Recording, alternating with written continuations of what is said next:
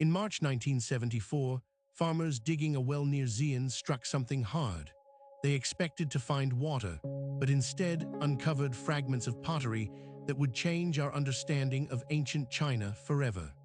This accidental discovery revealed the first of thousands of terracotta warriors guarding China's first emperor. What they found was no ordinary tomb. This was the terracotta army of Qin Shi Huang, China's first emperor who unified the warring states. But the scale was unimaginable, not dozens, not hundreds, but eventually over 8,000 life-sized warriors, each unique. The real question isn't just why he built it, but how. In 200 BC, without modern machinery, how did ancient craftsmen create thousands of identical yet distinct warriors? This wasn't just art, it was ancient mass production on an industrial scale. Qin Shi Huang ascended to the throne at just 13 years old. By 221 BC, he had conquered all rival states, creating a unified China for the first time. But his greatest fear wasn't earthly enemies, it was death itself. Obsessed with immortality, the emperor searched for elixirs and magical solutions. When these failed, he turned to the next best thing, taking his entire army with him into the afterlife. Thus began the most ambitious funerary project in human history. Archaeologists estimate 700,000 workers labored for nearly 40 years on the entire tomb complex. But the terracotta warriors alone required revolutionary organization. This wasn't random pottery, it was systematic production. The breakthrough was modular design. Warriors weren't sculpted individually from scratch. Instead, craftsmen used standardized molds for body parts. Heads, torsos, arms, and legs were all produced separately.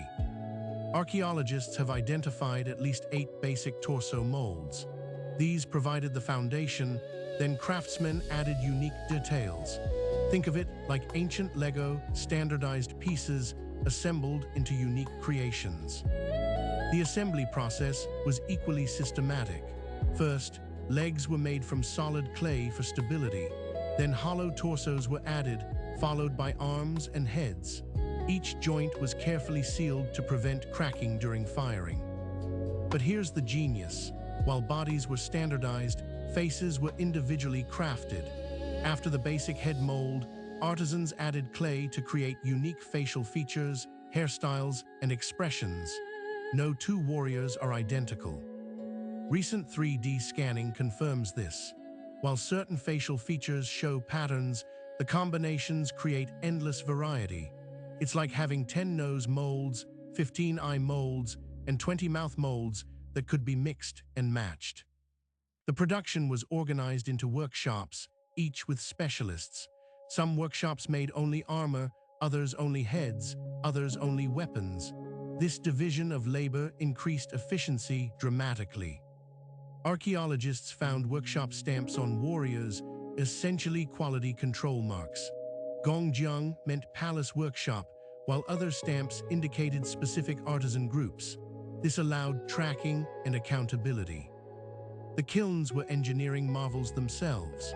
Each warrior required firing at over 1,000 degrees C for several days. Given their size, some over 6 feet tall, preventing cracks and explosions was a technical challenge. The hollow torso design wasn't just for assembly, it was crucial for firing. Solid clay would explode in the kiln.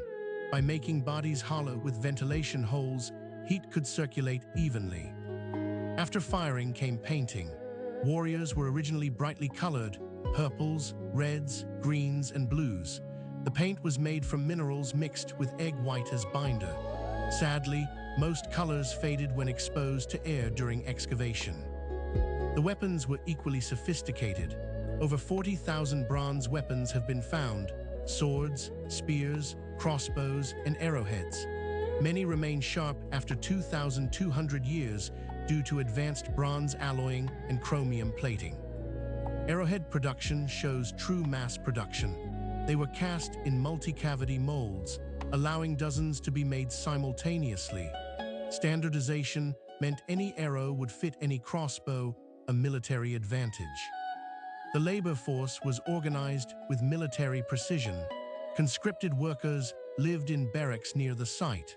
Some inscriptions suggest workers came from across the empire, bringing different regional techniques. This wasn't just about quantity, it was about creating a perfect replica army. Warriors were arranged in actual battle formations: vanguard, main force, flank protection, and command headquarters. Different warrior types served different functions. Infantry, charioteers, cavalry, and officers all had distinct armor, weapons, and positions. Even horses were included. Over 600 terracotta horses have been found. The production timeline was staggering. If workers produced just one warrior per day, it would take 22 years for 8,000 warriors. But with the assembly system, multiple workshops could produce dozens daily. This system reflects Qin dynasty innovations in bureaucracy and standardization. The same thinking that standardized weights, measures, and writing across China was applied to terracotta production. The technology didn't appear from nowhere. Earlier Chinese pottery shows developing mold techniques, but the terracotta army scaled these methods to unprecedented levels, combining craft tradition with industrial thinking. After the emperor's death in 210 BC, the Qin dynasty collapsed quickly. The tomb was sealed, and knowledge of the terracotta warriors faded into legend for over 2 millennia. The workshops were abandoned, their techniques forgotten. When rediscovered in 1974, archaeologists faced new challenges. The painted surfaces began crumbling immediately upon exposure. Today, new techniques like immediate plastic coating help preserve remaining colors. Modern technology reveals what ancient eyes saw. Multispectral imaging detects faded paint patterns. 3D printing recreates warriors for study without damaging originals. We're now reverse engineering their production methods. The terracotta army's legacy extends beyond archaeology.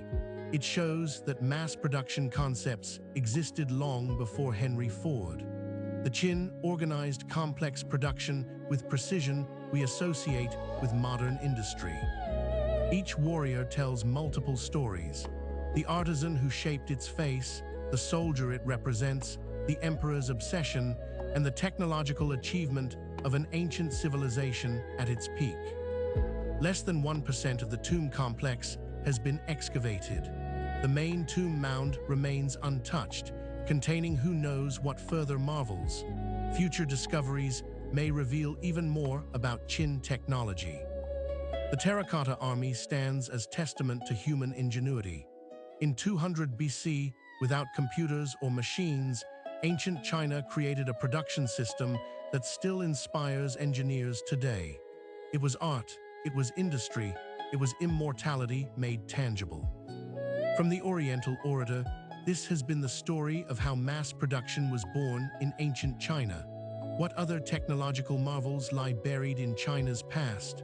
Subscribe and explore with us as we uncover history's greatest innovations.